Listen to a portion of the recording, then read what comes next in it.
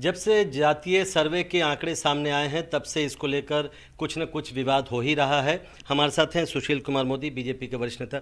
Sir, आज सुनील पिंटू हैं, JDU के सांसद हैं, वो जिस समाज से आते हैं वो अब दावा कर रहे हैं कि उनके समाज के आंकड़े भी सही नहीं आए हैं और उनको हर जगह से फ़ोन आ रहे हैं कि उनकी गिनती ही नहीं की गई है।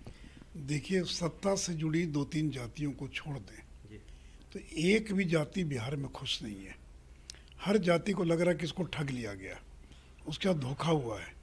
घर बैठे आंकड़े तैयार कर लिए गए और हर जाति की संख्या को कम आंक कर दिखाया गया है। तो लोगों को तो इस सर्वेक्षण पर भरोसा ही नहीं है। सुनील पिंटू ने क्या कहा मुझे नहीं मालूम है, लेकिन तेली समाज की बहुत बड़ी आबादी है बिहार के अंदर। वैश्य समाज की आबादी को 9 भाग में तोड़कर दिखाया गया, तो सत्ता से जुड़ी जातियों को एकजुट करके दिखलाया गया।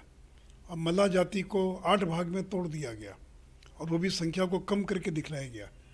तो बिहार में कोई ऐसी जाति नहीं जो संतुष्ट है, हर जाति ठगा हुआ महसूस कर रही है। इसलिए सरकार को इस पूरे सर्वेक्षण की नए सिरे से समीक्षा करने की आवश्यकता है।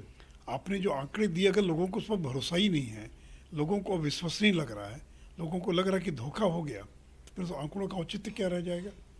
तो इसलिए अभी तो सुनील पिंटू जी के बयान की आप जिक्र कर रहे हैं, लेकिन यही स्थिति कमोबेश लगभग सभी जातियों की है।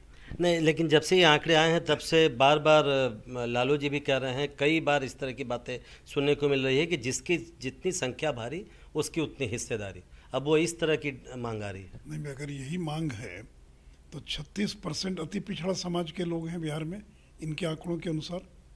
तो किसी अति पिछड़े को मुख्यमंत्री बनाएं, किसी अति पिछड़े को डिप्टी सीएम बनाएं, इस्तीफा दें नीतीश कुमार, बनाएं किसी अति पिछड़ा को। देखिए, जब बीजेपी को मौका मिला तो हम लोगों ने श्रीमती रेणु देवी जो अति पिछड़ा समाज से आती हैं उनको बिहार का डिप्टी सीएम बनाया। अभी जब मौका लगा तो हरीश सहनी जो निषाद समाज से आते हैं, अति पिछड़ा समाज से, उनको लीडर ऑफ अपोजिशन बनाया।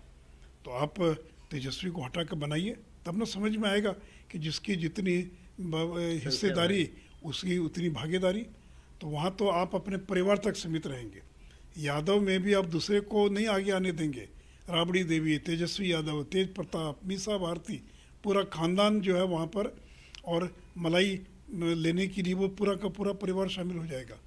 तो इसलिए देखिए, इनका सामाजिक न्याय धोखा है। और इनको जो लगता है कि बीजेपी को हम कॉर्नर कर देंगे, तो ये समझ लें कि आज देश का प्रधानमंत्री ओबीसी समाज से आने वाला नरेंद्र मोदी है, जो पिछले 9-9.5 वर्षों से देश के गरीबों के लिए काम कर रहा है।